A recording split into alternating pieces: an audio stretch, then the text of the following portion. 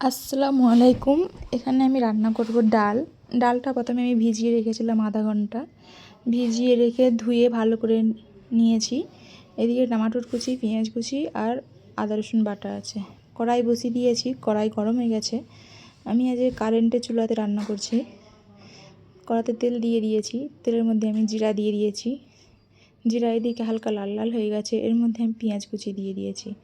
পেঁয়াজ কুচি দিয়ে আমি ভালো করে এটাকে নাড়াচাড়া করে নিচ্ছি। এটা হালকা ব্রাউন ব্রাউন কালার হয়ে গেলে আমি আদা রসুন বাটাটা দিয়ে দেবো। এবার আমি আদা রসুন বাটাটাও দিয়ে দিলাম। আদা রসুন বাটাটা দিয়ে ভালো করে মশলাটাকে আমি কষিয়ে নেব। অতটা বেশি কষাবো নি, তাও ভালোভাবেই কষিয়ে নেব। দেখতে দেখতে এদিকে পেঁয়াজ আর আদা রসুন দুটোই ভালোভাবে কষানো হয়ে গেছে। এবার আমি এর মধ্যে দিয়ে দেবো টমাটোর কুচি আর গুঁড়ো মশলা। টমাটোর কুচি দিয়ে দিলাম। এবার আমি এটাকে ভালো করে কষাবো। এর মধ্যে আমি এবার দিয়ে দেবো গুঁড়ো মশলা, হালকা পরিমাণে লঙ্কা গুঁড়ো আর হলুদ গুঁড়ো, জিরে গুঁড়ো, পরিমাণ মতো নুন দিয়ে ভালো করে এটাকে আমি কষাবো। কষানো হয়ে গেলে ধুয়ে রাখা ডালটাও আমি দিয়ে দেবো। সব মশলাগুলো এদিকে দেওয়া হয়ে গেছে, দিয়ে ভালো করে আমি মশলাটাকে কষিয়ে নিচ্ছি। মশলাতে আমি পানি দেবো না। এদিকে আমি ডালটাও দিয়ে দিলাম, দিয়ে এবার ডাল আর মশলা দুটোই ভালোভাবে কষিয়ে নেবো।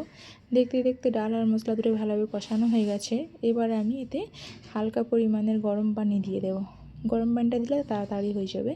এদিকে আমি গরম পানি দিয়ে দিলাম, দিয়ে ভালো করে এটাকে আমি নাড়াচাড়া করে চাপা দিয়ে রেখে দেবো। এটা ভালোভাবে ফুটে সিদ্ধ হয়ে গেলে তারপর আমি এটাকে নামিয়ে নেব।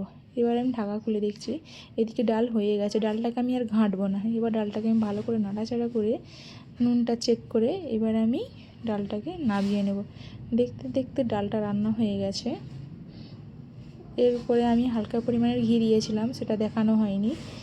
খুব সুন্দরভাবে হয়েছে। ডালটাকে আমি ঘাঁটিনি, তাই একটুখানি গোটা গোটা দেখাচ্ছে, কিন্তু অনেক টেস্টি হয়েছিল। কেমন হয়েছে জানাবেন, আর সবাই ভালো থাকবেন।